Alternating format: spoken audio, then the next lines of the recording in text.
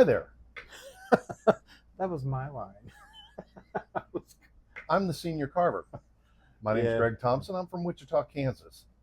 This is my buddy Chris. Chris? Oh, that's my cue. Okay. All right. So, welcome to Carving and Cocktails. This is the very first video. Um, we are actually in Branson, Missouri. We're doing a 3-day carving trip. It's a guy's carving trip. Um, we we've we've done this in the past for several years, and with COVID and all, we kind of put that aside. But anyway, we're starting it back up again. So, what we want to do is just kind of give an introduction about ourselves, how we got started, and hopefully this turns into a pretty good video series. So basically what Chris said is pay attention, more to come. So if you like this video, make sure you like it, you share it, you get it out there. We are going to make more. That's the only way to do it. And I can't believe you did that. Why? That's the whole part of this is carving and cocktails. To Carving and Cocktails, episode 1. There you go. Cheers. Okay. And we're drinking water, by the way.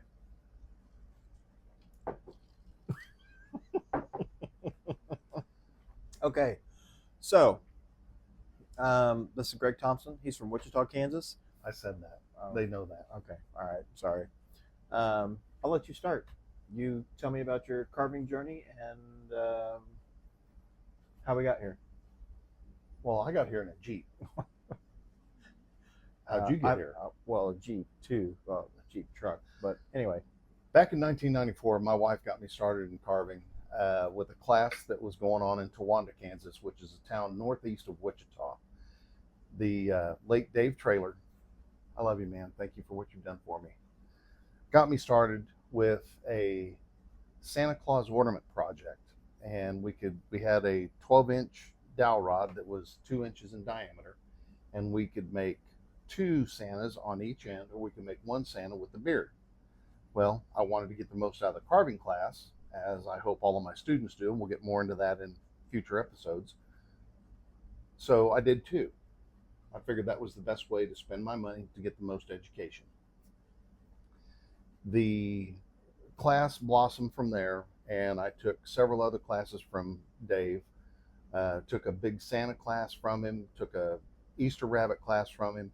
At that point in time, he introduced me to the Ozarks Woodcarving Seminar, which at one time was taught down here at Silver Dollar City, and where I met my mentor, Ron Wells. And I have tried to emulate what Ron has put into me as far as teaching a class, remembering names, doing funny things, and Ron was one of the absolute great carvers that ever walked this planet. He was my mentor. He was a lot of mentors to a lot of people. Ron and I got along very, very well. He knew my family very well, my wife Becky, my kids Carly and Kelsey, and we've got several pictures with him. It was just, it's a great memory. Fast forward to 19 years ago, 19 seasons ago, I was invited to be a guest carver at Silver Dollar City by Pam Gresham, Carol Washer, and Shirley Garner. They came to me in one of Ron's classes and said, "Greg, we need to talk to you." Well, I instantly thought, what have I done wrong? I'm in trouble. I'm in trouble. When these 3 ladies approach you and say, "We need to talk to you," you think, uh-oh. So they came to me and they asked me why I haven't been in the wood carving program at Silver Dollar City, and I told them point blank, I haven't been asked. Well, we're officially inviting you, is what they told me. And I was one of the first carvers to be officially invited into the program back in the day. Since then, I have gotten a lot of people started in carving, basic carving. I teach basic carving, that in future episodes. I have gotten, just through my demonstrations, countless carvers started in carving. Won't mention any names. And ain't that right, Chris? That's right. That's right. But the rest is history. My wife used to get aggravated when I would come to a seminar or go to the city and buy one knife, and now as an instructor I buy boxes full of knives and it doesn't seem to bother her quite as bad. And the comeback is, well, you're going to make money off of those. So anyway, but I still buy my occasional knife for collections.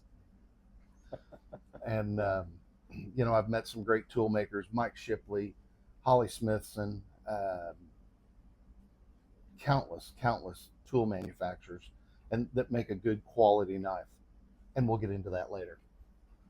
The one memorable day down at Silver Dollar City, I was carving down on the floor by myself, and This was not the new shop. This was the old shop where the Christmas shop is currently. Right. For those of you that have been to the park in the past 6, 7 years. Yeah. We used to be down on Valley Road there. If you come into the gate and go to the right, you would go by Glass Blowing, and then we were on the left. Across from Thunderation. Yeah, across from Thunderation and Time Traveler now. Mm-hmm. But we now are camped out on Hugo Hill, and we're just to the right of Hugo Hill down in the wood carving shop. The new shop is really cool. Midtown. At Silver Dollar City. I like it a lot because it's got windows. But nonetheless, down in the basement, carving by myself, and somebody comes up and says, I want to carve. Won't mention any names. Guilty. So the conversation ensued. Was told, sell me everything I need. And I said, no, I won't. I'm not going to put forth the financial burden of buying all these tools for Chris to go, well, it may not be for me. Yeah. So I sold him a Ron Wells knife. Yeah. Gave him a block of wood. Yeah. Drew a pattern on it. Right. And said, start here. And it literally was square one. And got him a safety glove. I think I bought a book too, but that was You might have. Yeah. But one thing has led to another through this friendship and this endeavor. When I met Chris, I kind of felt a special bond that I knew he was going to stick with it. And I gave him my email address.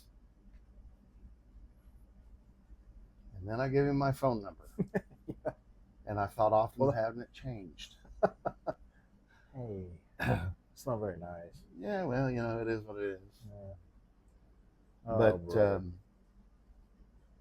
I've taught a lot of classes in a lot of places here throughout the Midwest, up in Wisconsin, Nebraska, Arkansas, Oklahoma, Kansas.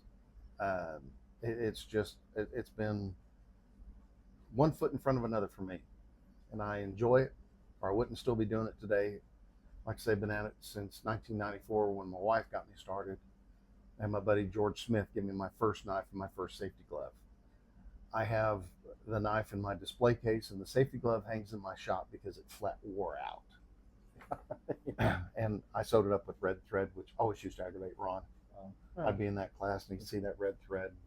Think it's cut yourself? Yeah, well, Yeah. And I have cut myself. I get asked that question as well as you do when we're in the city.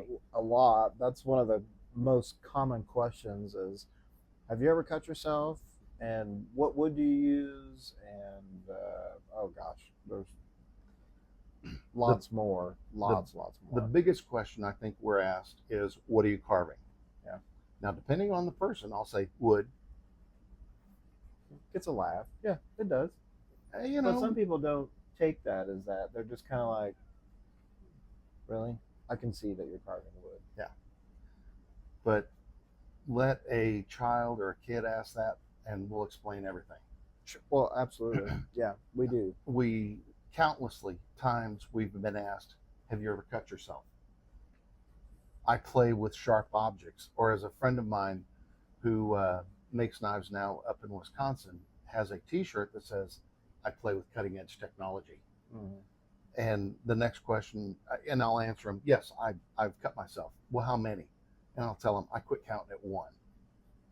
It's going to happen. You're going to get cut. You're going to bleed. I've That's been just cut. part. Yeah. Well, yeah. I mean, well, We'll get to that in future episodes. yeah. It's not pleasant to talk about, but it happens. So, Chris, tell me about your wood carving career. Where Okay. you've come to be at this point in time. All right. I will tell you. I will say one thing right here, right now.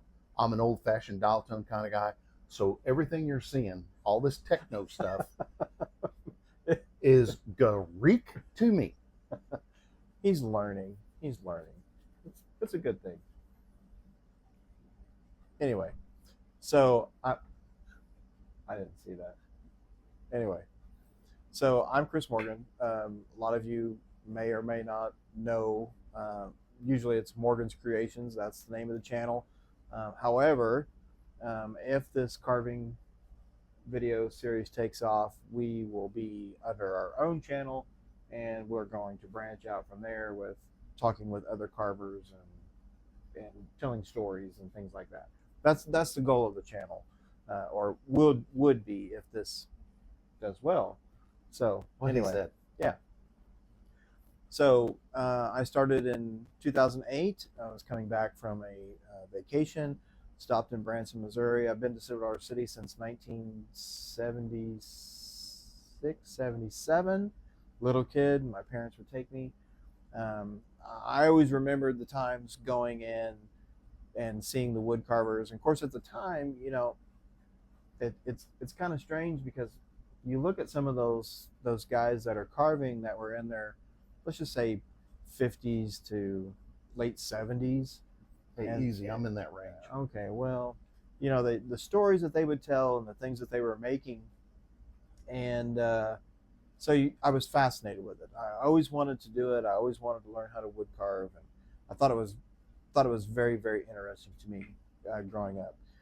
Being artistic, being in oil painting and acrylic painting and drawing and sketching and doing all this stuff, it was just another media that I really wanted to do. So anyway, I had put it off for years and years.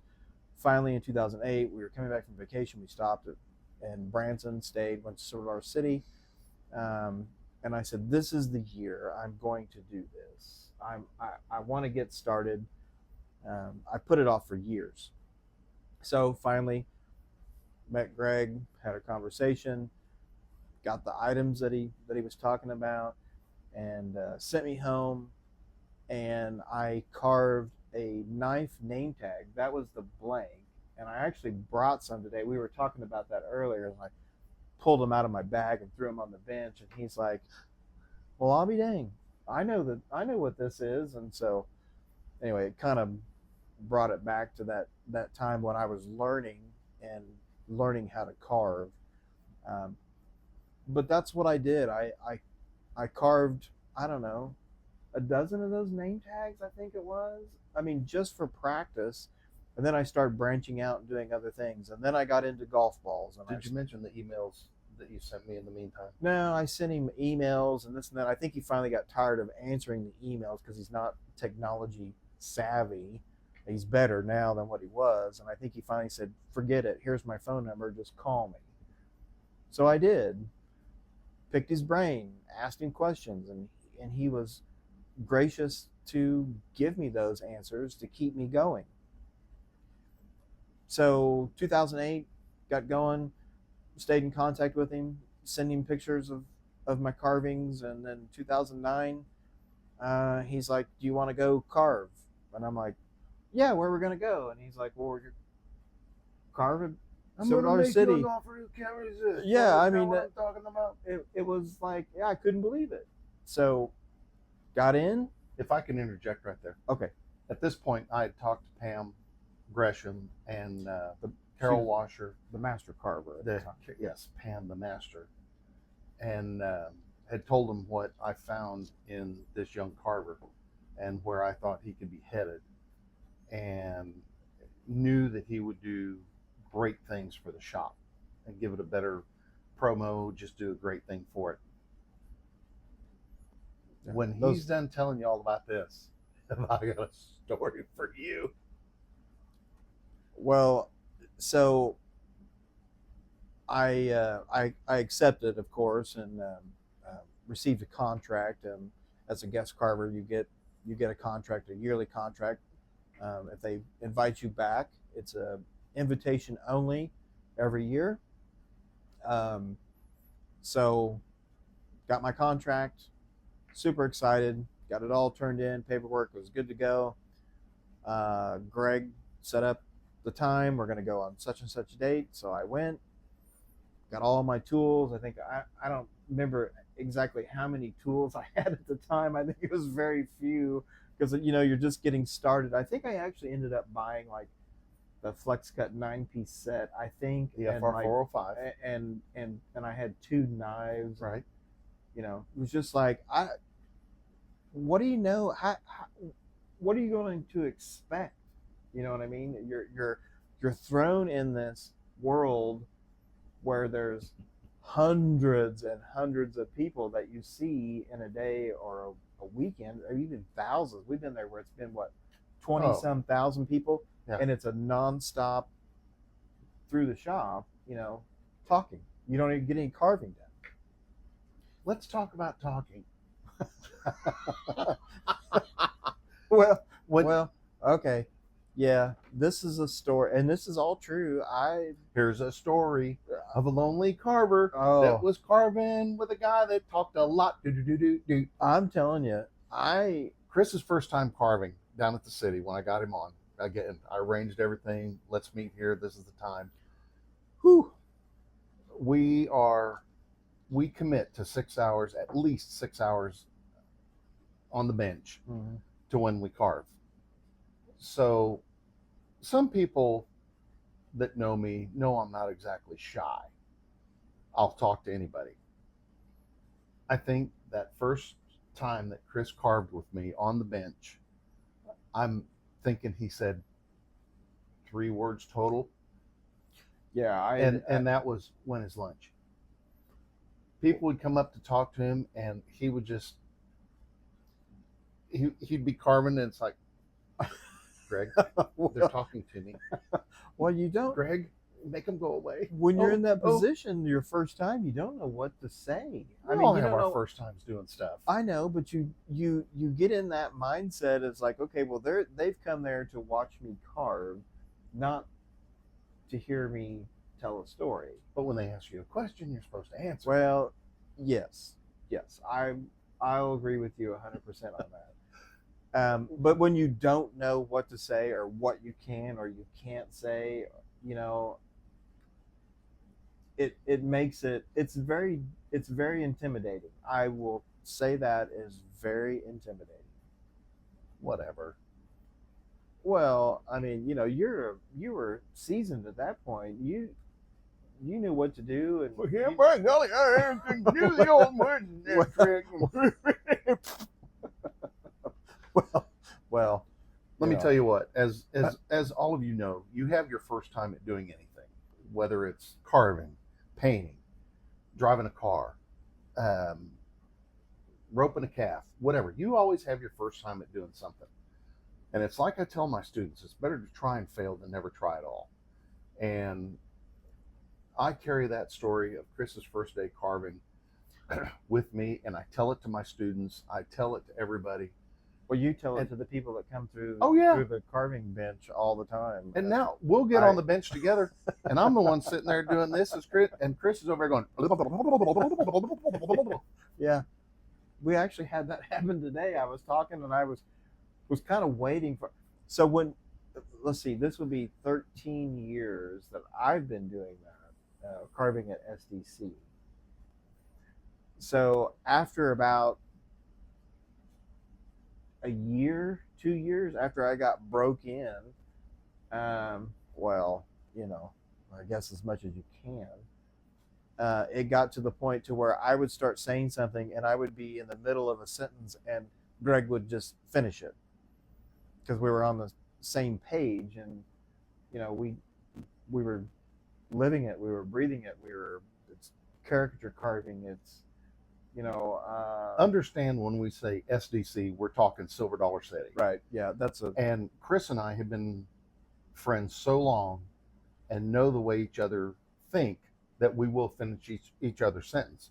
So if I'm talking to a guest or another carver and I get hung up, Chris I'll will just chip in. pick up and It's go with the it. same way with me. If he's Right. talking and gets hung up, thinking of a word or something, I'll chime right in and give the guest the best experience they can have.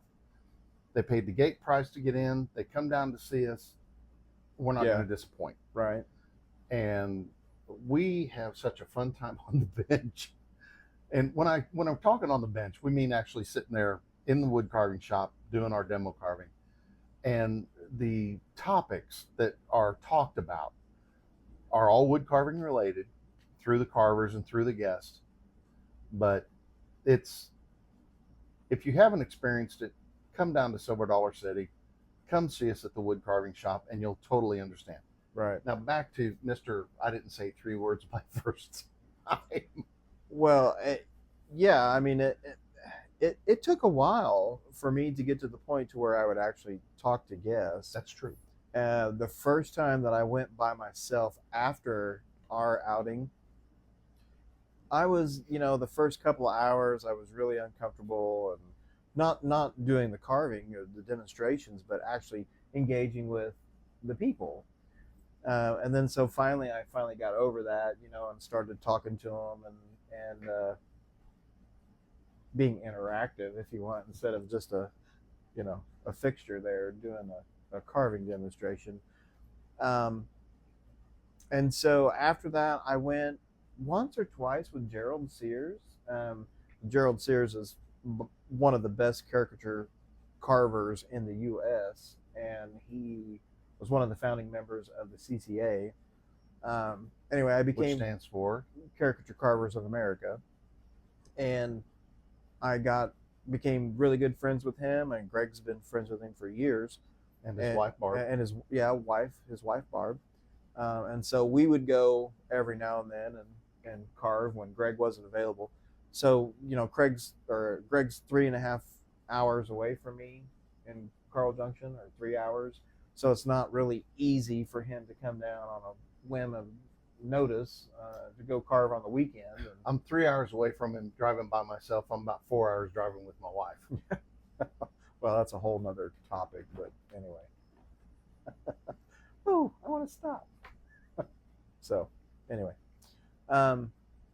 so it's been a fun journey, and it took me several years to kind of get out of my shell, and which is good. But we've had a lot of time on the bench and a lot of stories, and we've met a lot of wonderful people. We've done our guys carving weekend like we're doing this weekend. It's generally a 3 to 4 day trip.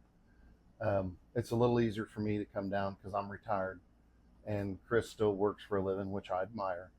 And so my schedule revolves around what Chris does. But there have been times we have come on our guys carving weekend and literally ran out of oxygen in the room because we're laughing so hard. Oh, it's just about the craziest things. I mean, Chris will pick up a knife and drop it, or I'll do something goofy with a tool and not get hurt. But it just strikes us as funny. And we laugh. The time we've known each other, we have laughed until our sides have hurt. Tremendously hurt. We've cried. We've had some serious moments together. We've both been through a lot in our lives, but we're there for each other and bouncing ideas off each other. And it's just a truly, truly fun thing to do. Coming up with carvings to make and patterns and Chris will classes, and Chris will email me for a pattern, or with a pattern, and say, "What do you think of this?" And it's like, "You got something better? Is this all you got?" He's designing a new Santa and didn't ask for my opinion, but Chris will know I'll give it to him. And I feel that's part of the honesty in our relationship as wood carvers, that I can say, "Hey, Chris, what do you think about this?" And he'll go, "Really? Okay, sure." And but he's designing this new Santa, and I said, "You need to show a little bit more of the hat. In the perspective view that it's coming across, it needs to be a little more contained to broaden the spectrum to where it shows more of the Santa. And I'll do that. I love picking up a block of wood and creating something out of that block of wood. A question we get asked all the time: do you know what you're going to carve when you pick up the wood? And it's a 50-50, yes and no. Yeah, yeah. That's true. I know what I think I want. It We may not always come out as that. we just had that question today. Actually, Yeah. the lady that came in and was asking us, and she's like, this is amazing, the stuff that you're doing, but how do you know what you're going to carve? And so that's kind of a tough question, because It really sometimes is.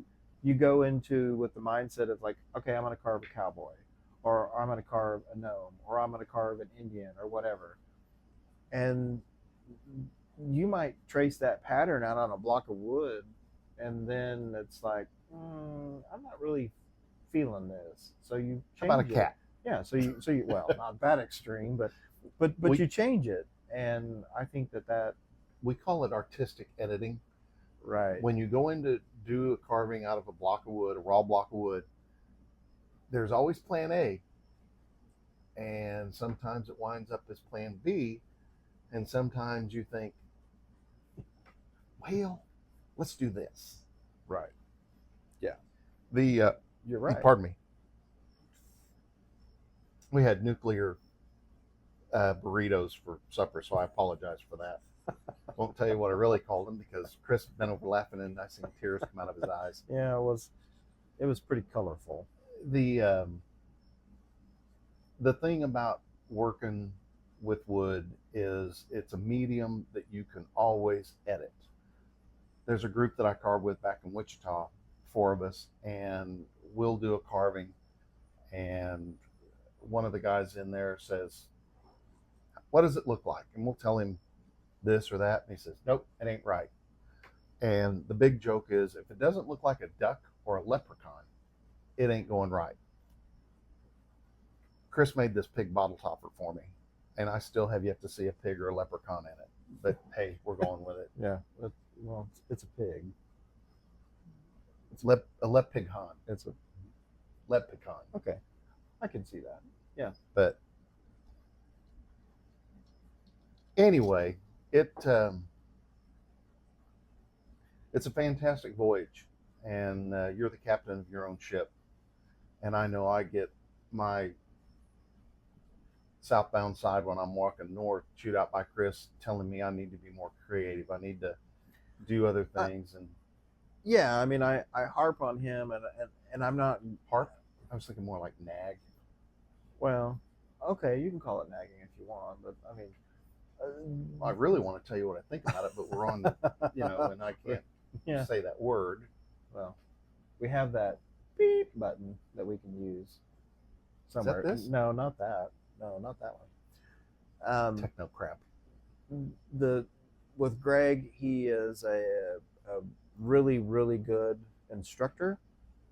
Comes up with his own original carvings and patterns, and I keep harping on him only from the standpoint is that I kind of want him to branch out and do more now that he has the free time to do it. Well, when I say free time, he has more time, I think, now than when he did when he was working full time. I don't know. That's debatable. Well, but you have people that will help you get your stuff out there. Well, who would that be, Chris?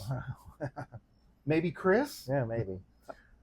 I've been fortunate enough to have 2 books published through Schiffer Publishing. You're not going to make a ton of money on books. I mean, you just don't. Well, I don't. There's other carvers that probably make a ton of money off their books. Well, because they're good carvers. Well, that's probably true. Yeah. Thanks a lot for that one. No problem. But anyway, I've been able to. I've been in Woodcarving Illustrated whittling editions a couple times. I've done this new one that they've got. Yeah, anyone can whittle. There's a soap man in there, and then there's a hillbilly pin that I did. I did that thing like it's been a while ago, long while. I think Greg's got the original one that's in the book. Anyway, just put yourself out there. Did you do this one? I didn't do that one. Oh. No. put yourself out there and just Did you do this? see what. No, I didn't. I told you which ones I did. The Soap Man and the Hillbilly Pin. Did you do that one? I did not do that one. Oh, bro. See what I have to deal with? He could be so lucky. Oh, man. The point Did being, your carvings make the cover? it did. The back cover? It did. Yes. He just brought up a point that there's a picture of my hand and my, Oh yeah, there it is. yeah, very small, very tiny. I don't know what I'm doing there. Anyway, and then there's a little snippet on the front cover of the book. It looks more like a shaving than a snippet. Yeah, well, yeah, I don't know. I don't know what I'm doing there, but anyway. As we can tell. That is Yeah. one thing Chris and I do is rib each other a lot. I mean, we fire back and forth, and it's all in fun. Yeah, we enjoy it. I mean, if we didn't, we wouldn't obviously be doing a. Ron Wells put it the best. Carving without banter isn't really carving. So we give each other banter every chance we get because we don't get together that often. No. But when we do, Katie, Yeah. bar the door. So our one of our goals for this is to, it may not be a video podcast, if you want to call it that, but an actual audio podcast with. What? You Well- told me I was going to make millions off that. What's don't up with think that? I don't think I used those exact terms. Anyway, with the distance separation of Wichita and Missouri, we're going to try to do an audio podcast. It'll be on a different platform, different podcast. Oh, here we go, platform. talking that techno stuff. Wow. But I think when we do get together and we get with other carvers, and we've got a whole range of topics to cover, so we're going to try to tackle those one at a time. Not quite sure yet if it's going to be like a bi-weekly series or if it's going to be a monthly series. We haven't worked out those details yet, but we will. It's news to me. Well, it's all new to him because he's never been in front of a video camera like this. Not like that. I've been in front of Well, several news cameras, and I did a film for United Way back in Wichita. I mean, I'm not any, but they weren't flat things. They actually had stuff and yeah, the big and things bulky. on the, yeah. Yeah. One thing that I've tried to tell him to do or get going is create his own YouTube channel with his carving videos teaching. I mean, it's a great way for the people out there to learn that can't come to a seminar. They can't travel 500 miles or 1,000 miles to go to a big carving seminar. Not all carving seminars are big. Okay, well, let's use this for example. Springfield, Ozarks, Wood Carving Seminar. right? Which is .com. when does that take place? The third week of March, I believe, this year, next year, in 24. And it's 5 days. Yes, it is 5 days. Okay, they have a kickoff dinner the night before. And boy, is there some good food there.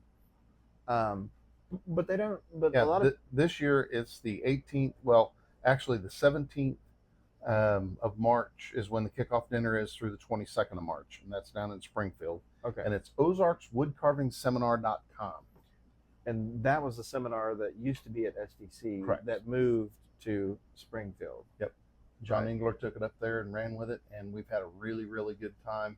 Had some good turnouts, had some bad turnouts, but it's been really fun. Chef Patty, it's done at the Knights of Columbus Hall on Grand Street, and Chef Patty makes some fabulous food. I like food, We all like food. but bring your sharp carving knives, quality wood carving knives. And again, we're going to go over that kind of stuff in more episodes. We just wanted to get you introduced to us, what we do, what we like. And in future episodes, we're going to talk about quality wood carving knives. We're going to talk about quality carving wood, Right. quality carving time. Yeah. Uh, Set yourself up to be a great carver. I mean, anybody can be one. Look at Chris. He one question, and he's blossomed into what he's done, and I feel so honored to be part of that. Yeah, go ahead and follow that up. Well, I guess I would start by saying I'm not like a great carver. I just have my own. I have Meadow biscuits. I have my own. I have my own style, We all have our own and style. and it's contributed from a lot of people and a lot of time spending with them and learning from them. And I mean, the one thing that I try to strive is not to copy somebody else. That's what I strive for. Cowboys have been carved, Indians have been carved, animals have been carved, Santas have been carved. Yes, all that stuff has been carved, but try to put your own spin on it, and don't try to copy exactly what you do, or what Gerald does, or what Chris Hammock does, or you can name any of them. So I like to try to come up with original things as much as I can in my own style. And sometimes that's really difficult to do and really hard to do, and you can't. It's called carver's block. Yeah, I've been there. Chris has been there. It's real. I don't know. You hear people. I don't know a carver that hadn't been there at least once or twice. Oh, or there's three probably times. a couple that haven't been there. A jajillion. Yeah, well, That's a lot of zeros. that's a lot of zeros. I guess I would just say is just keep plugging away and practicing. But so ask me about these ducks. oh, this is a great story. So You're not doing what I told you. I said ask me about the ducks. Oh, what about the ducks? What about the ducks? Why don't you tell about the ducks, Chris? No, you asked. Go ahead. Oh, don't go there with me now in front of all these people. Well, I'm just going to tell you that. Do you want to tell it or do you want me to tell it? I don't care. Chris and I both drive Jeeps. I drive a Jeep, thank goodness, because Chris went and looked at it for me. I'm not a Jeep expert by any means, but anyway. He can spell Jeep. That's right. And then when I called him to ask, I went by a Jeep at about 60 mile an hour, just east of Pittsburgh. And I would have stopped, but I was in our motorhome, and it wouldn't have been pretty if I'd have put on the brakes. But anyway, what about these ducks, Chris?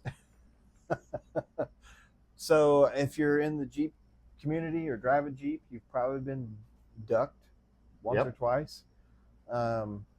Greg pulled into my driveway yesterday morning in the Jeep, and which I knew he had a Jeep, but not a big deal. He's because he looked at it for me and said, "Buy it." Pulls in the driveway, and from the driver's side to the passenger side is lined with ducks all the way across. All kinds of ducks, different ducks. Thought, okay, well, started talking about them. I think I've only been ducked like once or twice. I think this was my second. Yeah, this was the second one. The first one being my stepdaughter. She felt sorry for me, so she decided to get me a duck and put it on my Jeep. Anyway, long story short, we get to the hotel, kind of walking around, killing some time, and we walk into the game room, and there is a duck claw machine. Dun, dun, dun. So we said, okay, let's see what we can do, and put the tokens in. It was a play till you win type game, crane game, and I don't know, we ended up with like 8 yesterday, and so today we went back and said, let's see how many more we can get. But Greg was picking them up 2 at a time and putting them in the machine. So this was my one from Greg, and then we just started gathering the rest of them. So some of them will go to probably other Jeepers or grandkids, or, well, the dash of my Jeep probably. Well, this one will for sure. You're dang right it will. Yeah. So anyway, we have a great time. We laugh. We do silly things like that. Pull pranks on each other. Pull pranks on each other. Speaking of which, where's your pencil at that I need to swipe? Did you hide it? What pencil? Don't go there with me. Your one that I made you. No, the Oh. one that you made out of that Japanese hoochiku whatever tree that your dad had. Oh, I don't know. It's over there Yeah. somewhere. Well, that Anyway. may wind up back in Wichita. Yeah, right. So we're during this trip we're going to make a carving video at the city. It won't be. It'll be before ever the guests get there, just because we can't basically film while the guests are there. So We're there to demonstrate carving, not techno skills. right. So I think we're gonna do one before the park opens. We are. Yeah, I We're mean, gonna go through this again No, I told with you all these lights. No, we're not going to take all the lights. No, I told you I was going to do the one about the carving gloves. Oh yeah. Yeah, so we'll have a video on carving gloves and safety. We should, I think. I don't know. We'll see what happens. We just never know. Keep in mind, in the morning when you start carving, take inventory. In the evening, take inventory. If your inventory matches numbers, it's been a good carving day. Yeah, that's true. So we welcome comments, questions. We'll try to get to them as fast as we can. Anybody that direct them towards Greg, I'll forward them on to him. Oh, here we go. So you'll have to keep your email address so you can answer questions. I can do that. Yeah. So anyway, I hope that kind of gave you just a glimpse into our carving background, and if you're struggling with carving and have lost your motivation, that maybe this will help you a little bit. Is like, don't feel bad. We all do it. It happens. We're just having a good time and enjoying life and enjoying the moments, and making wood chips when we go and do demonstrations. I mean, if we weren't doing it here, we'd probably be doing it at home. I mean, somewhere. Yeah. So that's just a really good time for us to come and hang out and do some carving demonstrations, meet a lot of people. We've met thousands of people, and some of them we see every year.